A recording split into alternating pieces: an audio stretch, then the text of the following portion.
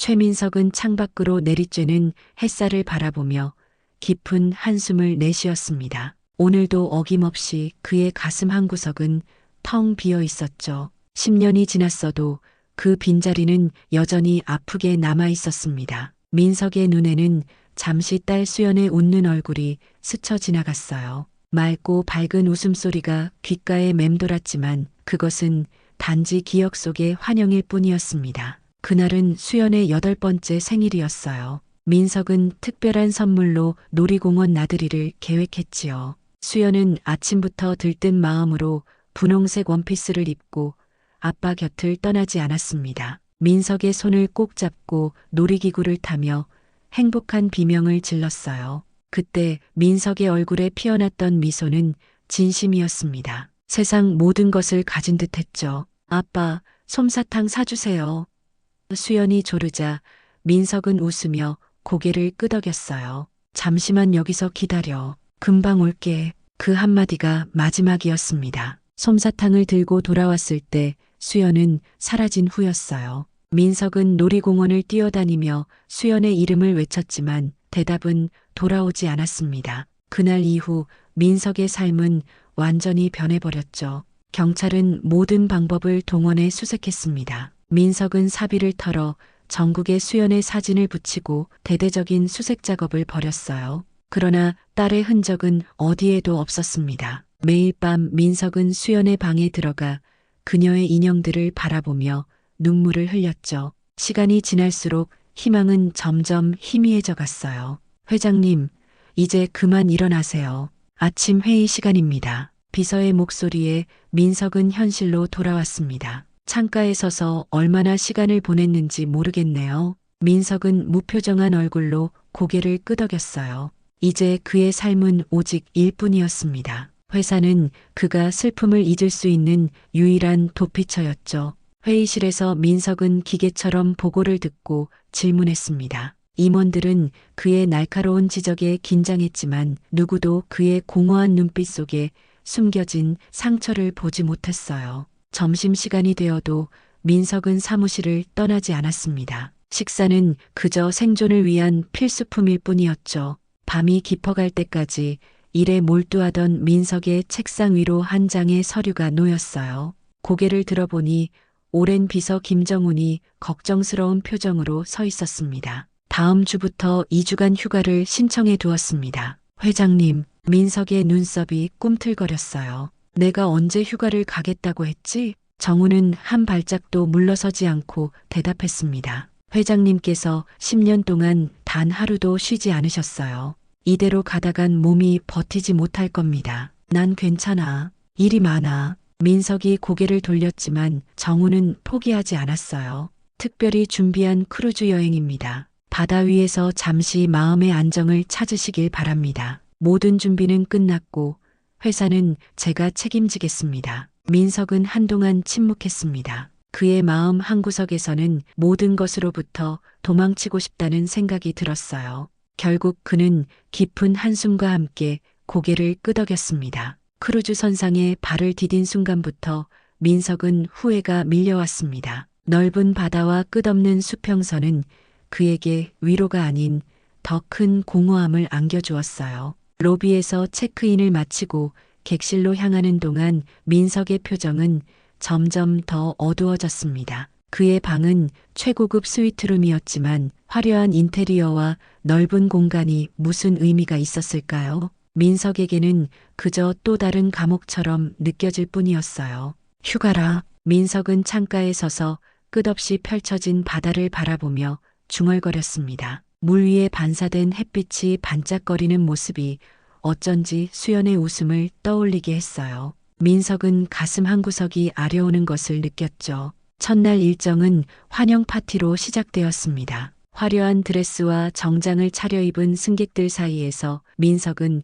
검은색 정장을 입고 구석에 자리했어요. 사람들의 웃음소리와 잔 부딪히는 소리가 귓가를 맴돌았지만 그는 그저 형식적으로 와인 잔만 들고 있었습니다. 사교적인 대화에는 관심이 없었죠. 처음 타보시는 거죠? 갑작스런 목소리에 민석은 고개를 들었습니다. 미소 짓고 있는 중년 신사가 그의 앞에 서 있었어요. 네, 그렇습니다. 민석은 짧게 대답했습니다. 저는 매년 이 크루즈를 타고 있어요. 마음의 평화를 찾기에 더없이 좋은 곳이죠. 바다는 모든 상처를 치유해 주니까요. 민석은 쓴웃음을 지었습니다. 상처라. 그의 상처는 너무 깊어 바다조차도 채우지 못할 것만 같았어요. 그는 정중하게 대화를 마무리하고 파티장을 빠져나왔습니다. 갑판 위로 올라가 차가운 바닷바람을 맞으며 깊은 숨을 내쉬었죠. 밤하늘에는 셀 수 없이 많은 별들이 빛나고 있었어요.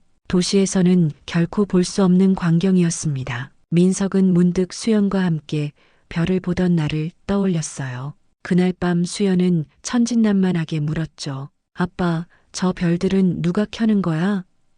민석은 미소 지으며 대답했습니다. 별들은 우리가 사랑하는 사람들을 위해 빛나는 거야. 수연은 그 말을 듣고 행복하게 웃었어요. 갑판 난간에 기대어 선 민석의 눈에서 눈물이 흘러내렸습니다. 10년이 지났지만 그 기억은 여전히 생생했어요. 민석의 귀에 문득 낯선 선율이 들려왔습니다. 바이올린 소리였어요. 어디선가 들려오는 그 음악은 부드럽고 서정적이었죠. 마치 바다와 별과 달이 함께 어우러진 것 같은 느낌이었습니다. 민석은 무의식적으로 음악이 들려오는 방향으로 걸음을 옮겼어요. 선미 쪽 작은 공연장에서 한 젊은 여성이 바이올린을 연주하고 있었습니다. 하얀 드레스를 입은 그녀는 눈을 감고 온 마음을 다해 연주하고 있었죠. 그 모습은 마치 달빛 아래 춤추는 요정 같았어요. 사람들은 그녀의 연주에 매료되어 숨소리조차 내지 않고 있었습니다. 민석도 어느새 그 자리에 서서 연주에 빠져들었어요. 바이올린 선율은 그의 마음 깊은 곳을 파고들어 오랫동안 닫혀있던 감정의 문을 두드렸습니다. 그는 오랜만에 무언가를 진심으로 느끼고 있었어요. 연주가 끝나고 사람들이 뜨거운 박수를 보냈습니다. 무대 위 여성은 우아하게 인사를 했어요. 아나운서가 그녀를 소개했습니다. 오늘 밤 환상적인 연주를 들려준 서아린님께 다시 한번 큰 박수 부탁드립니다. 서아린. 민석은 그 이름을 속으로 되뇌었어요. 왜인지 모르게 그녀의 연주는 민석의 마음을 흔들어 놓았습니다. 오랫동안 잊고 있던 감정들이 서서히 깨어나는 느낌이었죠. 그날 밤 민석은 10년 만에 처음으로 평온한 잠을 이루었어요. 꿈속에서 그는 수연과 함께 바다 위를 걷고 있었습니다. 다음 날 아침 민석은 평소보다 일찍 일어나 갑판 위에서 해돋이를 바라보았어요. 어제와는 다르게 바다가 조금은 친근하게 느껴졌습니다. 그는 선내 안내 책자를 펼쳐 오늘의 일정을 확인했죠. 서아린의 바이올린 연주는 매일 저녁 8시에 있다고 적혀 있었어요. 민석의 입가에 희미한 미소가 번졌습니다. 저녁 시간이 다가오자 민석은 어젯밤과 다른 설렘을 느꼈습니다. 그는 옷장에서 평소보다 좀 더 신경 써서 셔츠와 재킷을 골랐어요. 거울 앞에 서서 넥타이를 매만지며 자신의 모습을 살펴보았죠. 눈 아래 드리워진 피로의 흔적이 여전했지만 오랜만에 자신을 가꾸는 기분이 나쁘지 않았습니다. 7시 반 민석은 식사를 마치고 공연장으로 향했어요. 어제보다 일찍 도착했기에 좋은 자리를 차지할 수 있었습니다. 첫 줄 중앙에 앉아 무대를 바라보는 동안 민석의 가슴은 미세하게 떨리고 있었죠. 이런 감정을 느낀 것이 얼마 만인지 기억조차 나지 않았어요. 공연장이 서서히 사람들로 채워졌습니다. 모두 기대에 찬 표정이었죠. 드디어 8시가 되자 조명이 낮아지고 할인이 무대에 등장했어요. 어제와는 다른 검은색 드레스를 입은 그녀는 더욱 세련되고 우아한 모습이었습니다. 관객들이 환영의 박수를 보내자 할인은 미소를 지으며 고개를 숙였어요. 오늘 저는 바다의 꿈이라는 제 창작곡으로 여러분을 초대하고 싶습니다. 이 곡은 제가 어릴 적 꿈에서 자주 보던 바다에서 영감을 받았어요. 그 바다에는 항상 누군가 저를 부르는 목소리가 있었습니다. 할인의 말에 민석은 가슴이 조여오는 느낌을 받았어요. 그녀가 바이올린을 턱에 고정시키고 활을 올리자 객석은 완전한 침묵에 빠졌습니다. 첫 음이 울려 퍼지는 순간 민석은 자신이 그 선율에 완전히 빠져들고 있음을 느꼈죠. 연주는 처음에는 잔잔한 파도처럼 부드럽게 시작되었어요. 하지만 점점 깊어지고 복잡해지면서 거친 파도가 되었다가 다시 고요한 바다로 돌아왔습니다. 그 선율 속에는 말로 표현할 수 없는 그리움과 아픔, 그리고 희망이 담겨 있었죠. 민석의 눈에서는 어느새 눈물이 흘러내리고 있었어요. 연주가 끝나고 관객들이 기립박수를 보냈습니다. 민석도 자리에서 일어나 박수를 쳤어요. 하리는 여러 번 고개를 숙여 인사했고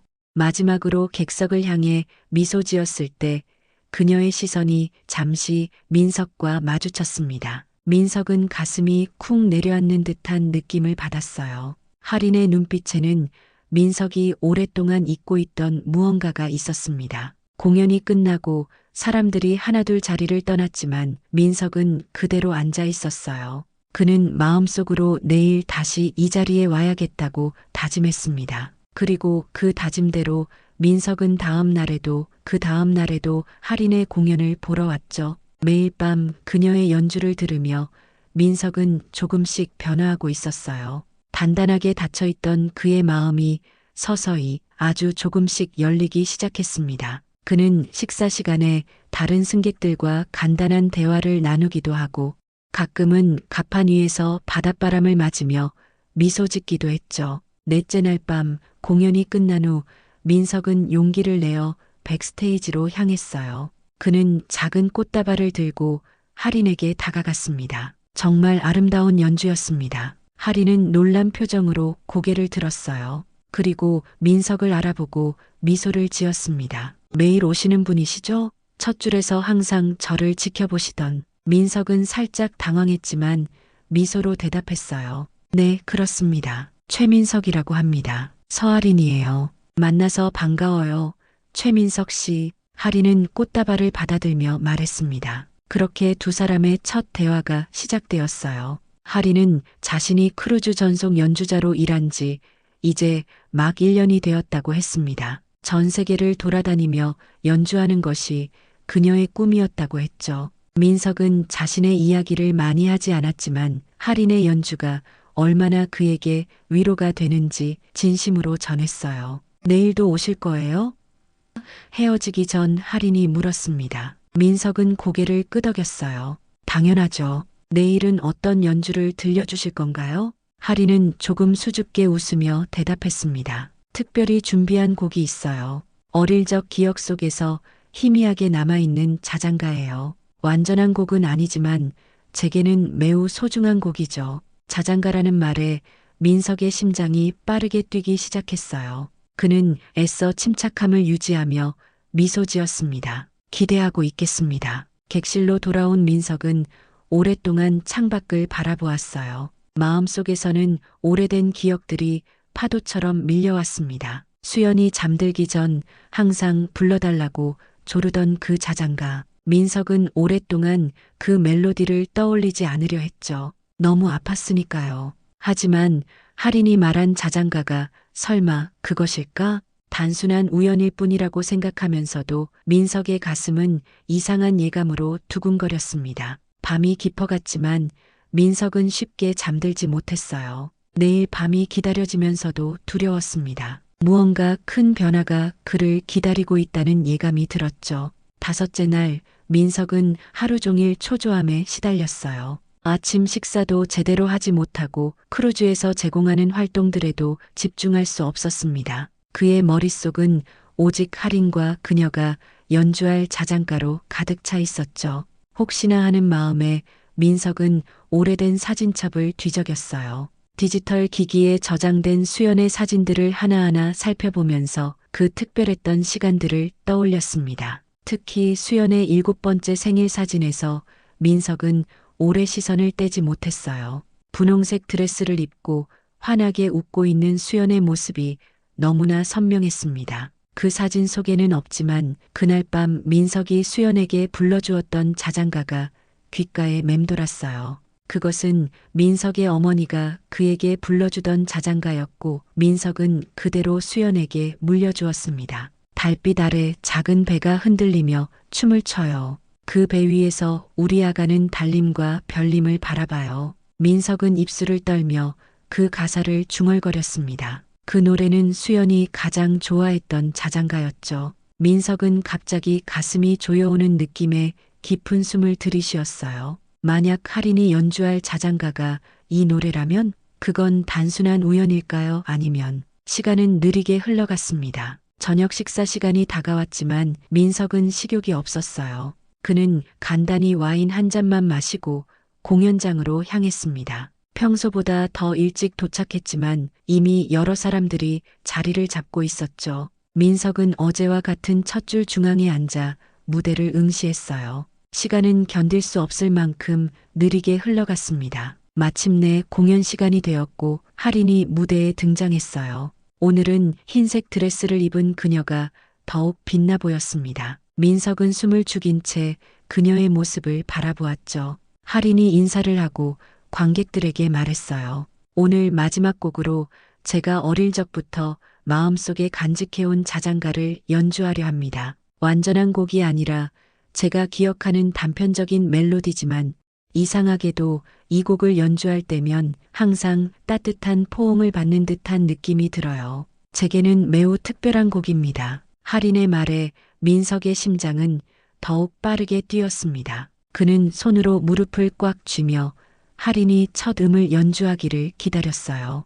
그리고 마침내 바이올린 선율이 공연장에 울려 퍼졌을 때 민석은 온몸이 얼어붙는 느낌을 받았습니다. 달빛 아래 작은 배가, 그것은 분명 수연의 자장가였어요. 민석만이 알고 있던 그의 어머니로부터 전해진 그 특별한 멜로디였습니다. 민석의 눈에서는 통제할 수 없는 눈물이 흘러내렸어요. 그는 손으로 입을 막고 흐느끼지 않으려 애썼지만 감정이 걷잡을 수 없이 쏟아져 나왔습니다. 옆자리 사람들이 걱정스러운 눈빛으로 그를 바라보았지만 민석은 그저 할인의 연주에만 집중했어요. 할인은 눈을 감고 온 마음을 다해 연주했습니다. 그 선율 속에는 말로 표현할 수 없는 그리움과 따뜻함이 담겨 있었죠. 연주가 끝나고 관객들이 뜨거운 박수를 보낼 때 민석은 자리에서 일어나 황급히 공연장을 빠져나갔어요. 복도에서 그는 벽에 기대어 서서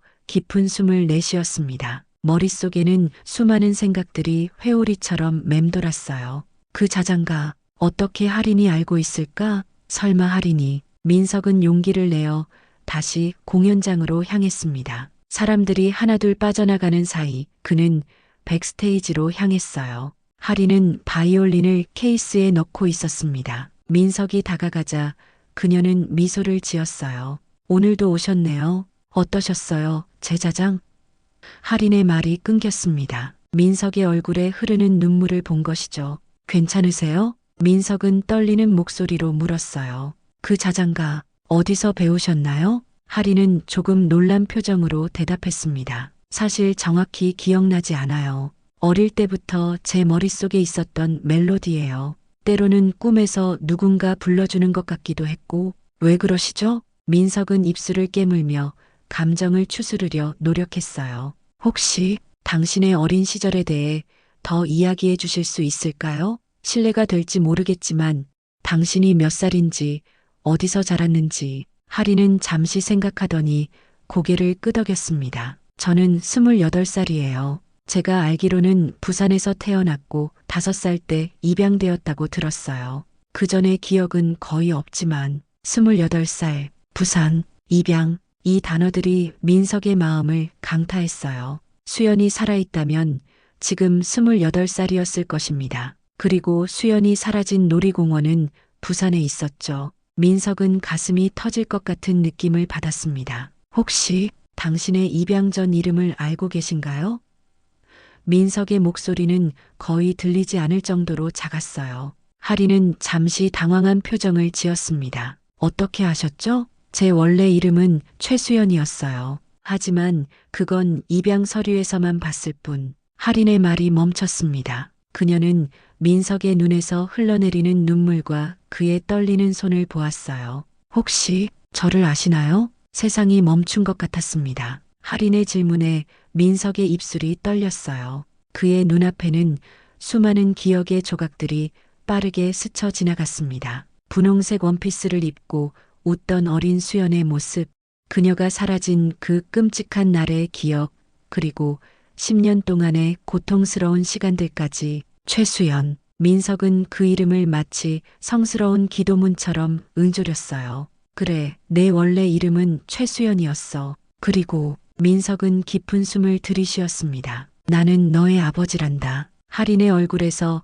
모든 혈색이 사라졌어요. 그녀는 바이올린 케이스를 내려놓고 잠시 의자에 기대어 섰습니다. 믿을 수 없다는 표정이었죠. 무슨 말씀이세요? 어떻게 그럴 수가? 민석은 떨리는 손으로 지갑에서 작은 사진 한 장을 꺼냈어요. 오래되어 모서리가 다른 그 사진에는 어린 수연이 민석의 어깨에 앉아 환하게 웃고 있었습니다. 하리는 조심스럽게 그 사진을 받아들었어요. 그녀의 손가락이 사진 위를 더듬으며 어린 자신의 모습을 천천히 쓰다듬었습니다. 이건 하린의 목소리가 떨렸습니다. 너는 8살 생일날 부산 놀이공원에서 사라졌어. 민석의 목소리가 깊어졌어요. 나는 단 몇 분 동안 너를 놓쳤을 뿐인데 그것이 우리의 인생을 완전히 바꿔놓았지. 경찰은 모든 수단을 동원했고 나는 사비를 들여 전국을 뒤졌지만 결국 너를 찾지 못했단다. 하리는 사진을 내려놓고 창백한 얼굴로 민석을 바라보았어요. 그녀의 눈에는 혼란과 당혹감 그리고 무언가 알 수 없는 감정이 뒤섞여 있었습니다.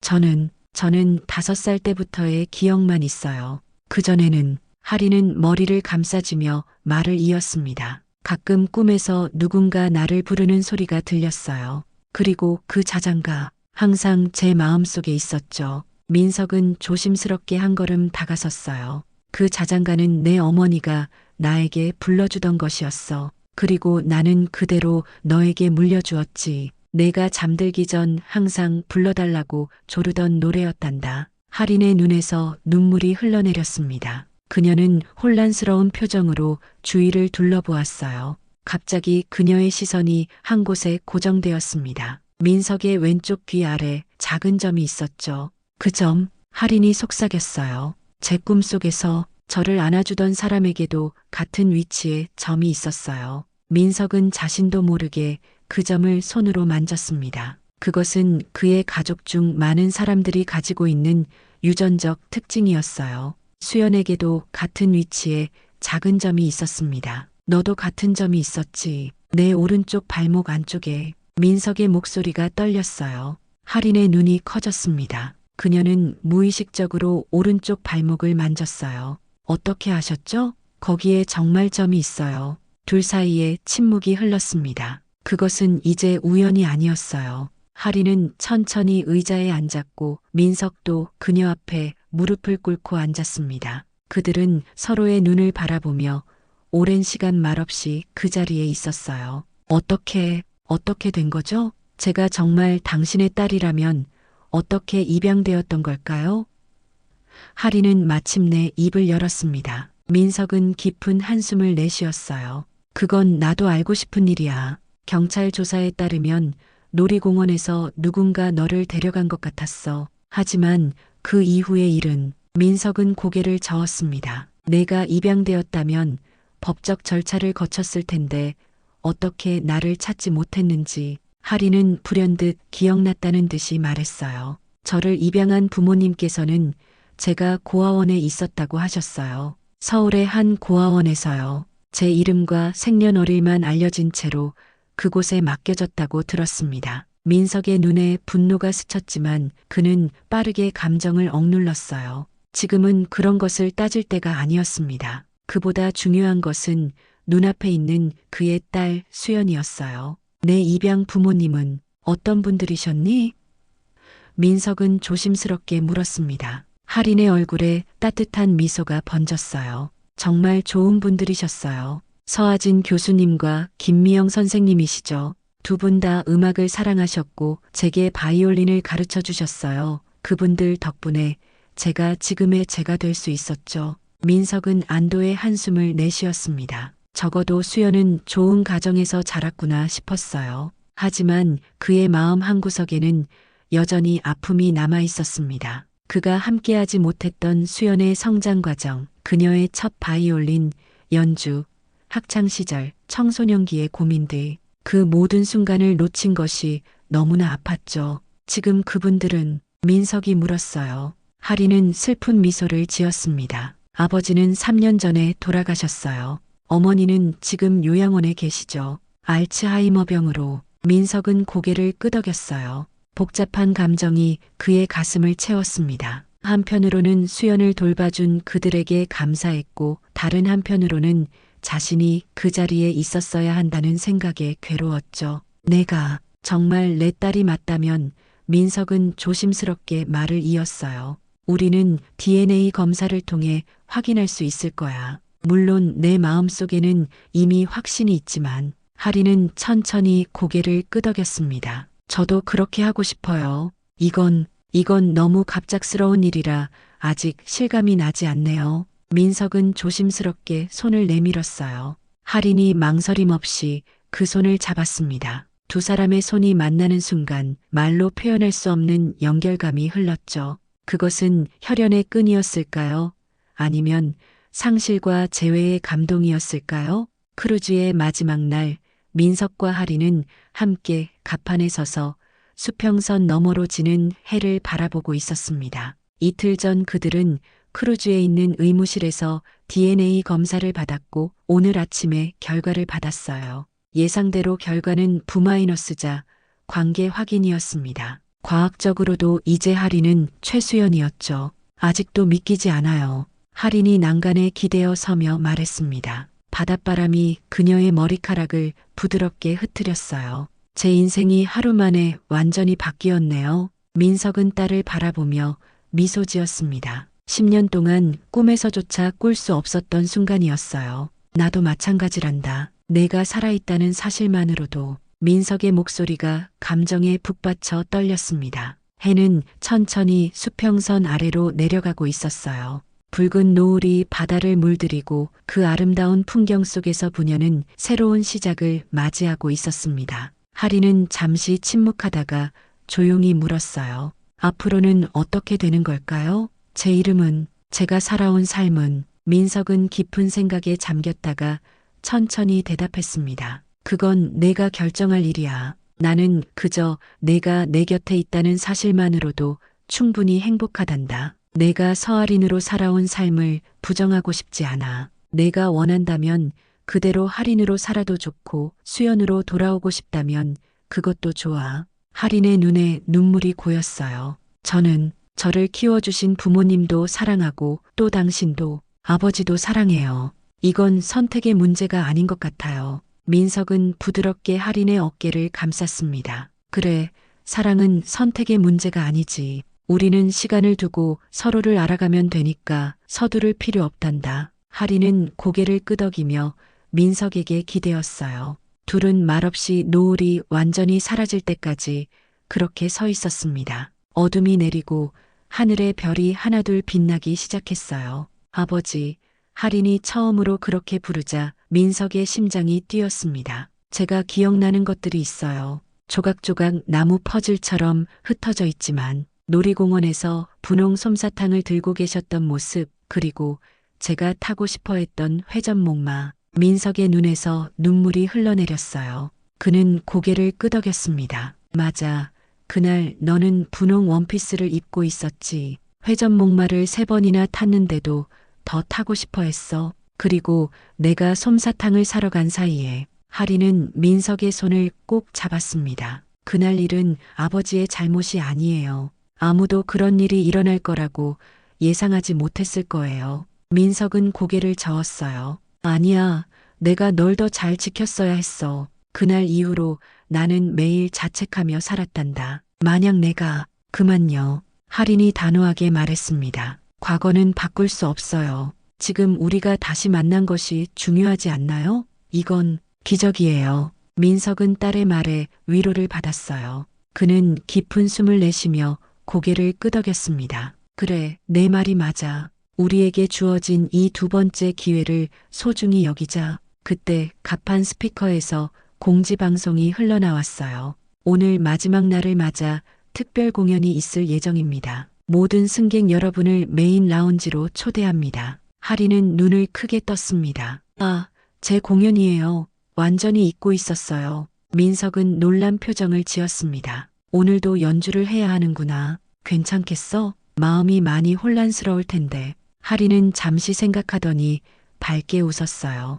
괜찮아요. 오히려 지금 제 마음은 그 어느 때보다 충만해요. 오늘 저는 특별한 연주를 할 수 있을 것 같아요. 그녀는 민석의 손을 잡아 끌었습니다. 함께 가요, 아버지. 그들은 나란히 메인 라운지로 향했어요. 하리는 백스테이지로 향했고 민석은 관객석 맨 앞자리에 앉았습니다. 공연이 시작되기를 기다리며 그는 지난 며칠간의 일을 되새겼어요. 거짓말 같은 우연과 기적적인 재회. 그것은 마치 꿈처럼 느껴졌습니다. 조명이 어두워지고 하린이 무대에 등장했어요.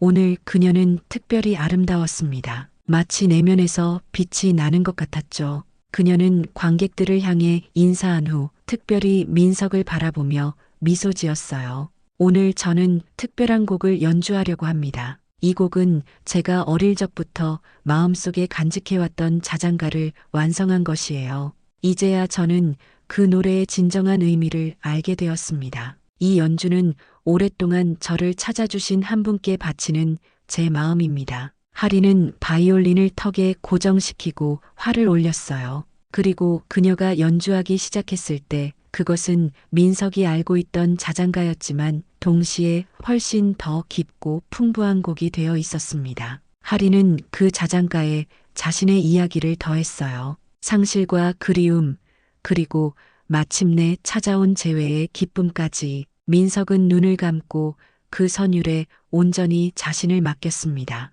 그의 마음속에는 수연과 함께했던 모든 순간들, 그리고 앞으로 하린과 함께할 모든 순간들이 교차했어요. 슬픔과 기쁨이 뒤섞인 복잡한 감정이 그의 가슴을 채웠지만 무엇보다 강한 것은 감사함이었습니다. 공연이 끝나고 사람들은 기립박수를 보냈어요. 하린은 깊이 인사한 후 관객석으로 내려와 민석에게 다가갔습니다. 그들은 말없이 서로를 바라보다가 마침내 긴 포옹을 나누었어요. 그 포옹 속에는 지난 10년간의 상실과 그리움, 그리고 앞으로의 모든 약속이 담겨 있었습니다. 우리 집에 가자. 민석이 속삭였어요. 너의 방이 그대로 있단다. 10번의 생일 선물도 모두 준비되어 있지. 하리는 눈물 어린 웃음을 지었습니다. 정말요? 10개의 생일 선물이요? 민석도 미소 지었어요. 그래, 매년 내 생일마다 선물을 골랐단다. 언젠가 내게 줄 수 있을 거라는 희망으로.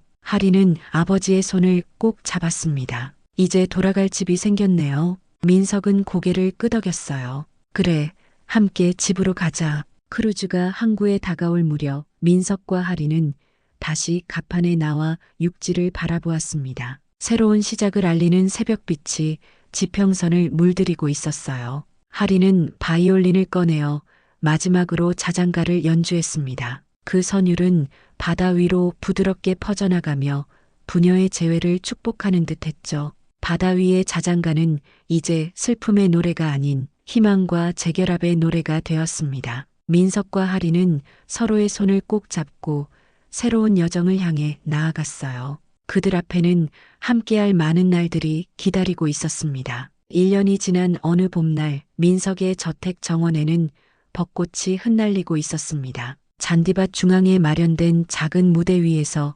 하리는 바이올린을 연주하고 있었어요. 그녀의 연주를 듣기 위해 모인 사람들 중에는 하린을 키워준 김미영 여사도 있었습니다. 요양원에서 특별히 하루 외출 허가를 받아 휠체어에 앉아 딸의 연주를 감상하고 있었죠. 우리 하린이가 정말 행복해 보이네요. 미영 여사가 민석에게 말했습니다. 비록 기억이 흐릿한 날들이 많았지만 오늘은 특별히 맑은 정신이었어요. 민석은 고개를 끄덕였습니다. 모두 어머님 덕분입니다. 하린이를 훌륭하게 키워주셔서 진심으로 감사드려요. 미영 여사의 눈에 눈물이 맺혔어요. 저는 항상 하린이가 누군가를 찾고 있다는 느낌이 들었죠. 이제 그 누군가를 찾았으니 더 바랄 것이 없네요. 무대에서는 하린이 마지막 곡을 마치고 인사를 했습니다. 그녀는 미소 지으며 관객들을 바라보았어요. 그곳에는 지난 1년 동안 그녀의 삶에 새롭게 들어온 사람들이 있었습니다. 아버지의 회사 직원들, 이모와 삼촌들, 그리고 새로 사귄 친구들까지. 공연이 끝난 후 하리는 민석과 함께 작은 기념관으로 향했어요. 민석은 저택의 한 부분을 개조해 수연의 방을 그대로 보존해 두었던 것을 최근에는 할인과 수연의 기억 공간으로 바꾸었습니다. 그곳에는 어린 수연의 사진들과 함께 할인의 성장 과정을 담은 사진들이 나란히 걸려 있었어요. 두 개의 인생이 하나로 이어진 특별한 장소였습니다. 아버지, 이제 저는 정말 이해해요. 할인이 사진들을 바라보며 말했습니다. 제가 누구인지, 어디서 왔는지, 그리고 앞으로 어디로 가야 할지도요. 민석은 딸의 어깨를 감쌌어요. 넌 항상 내 자신이었단다. 서할인이기도 하고 최수연이기도 한 그 모든 것이 너를 지금의 너로 만들었지. 할인은 미소 지으며 고개를 끄덕였습니다. 그녀는 이제 할인 이름 뒤에 최수연이라는 이름을 함께 사용하기로 했어요. 두 개의 정체성을 모두 품은 채 새로운 삶을 살아가고 있었습니다. 그리고 이제 저는 알아요. 제 음악이 어디서 오는지도요. 할인은 작은 목소리로 말했어요. 그건 제 안에 있던 그리움이었습니다. 이제 그 그리움은 채워졌지만 음악은 여전히 흐르고 있어요. 민석의 눈에 눈물이 맺혔습니다. 그는 기쁨과 자부심이 가득한 마음으로 딸을 바라보았어요. 바다 위에서 우연히 들려온 자장가가 결국 그들을 하나로 이어준 것이었습니다. 뭐가 보여? 민석이 물었습니다. 할인은 창밖으로 눈을 돌렸어요. 정원에는 새로 심은 어린 벚나무 한 그루가 서 있었습니다. 새로운 시작이 보여요. 우리의 이야기는 계속될 거예요, 아버지. 아직 우리에게는 함께할 많은 시간이 있으니까요. 그들은 나란히 서서 창밖을 바라보았습니다. 바람에 흩날리는 벚꽃잎들은 마치 바다 위에 떠다니는 작은 배들처럼 보였어요. 어딘가 멀리서 바이올린 선율이 바람을 타고 흘러왔습니다. 그것은 이제 슬픔의 자장가가 아닌 재회와 치유의 노래였습니다.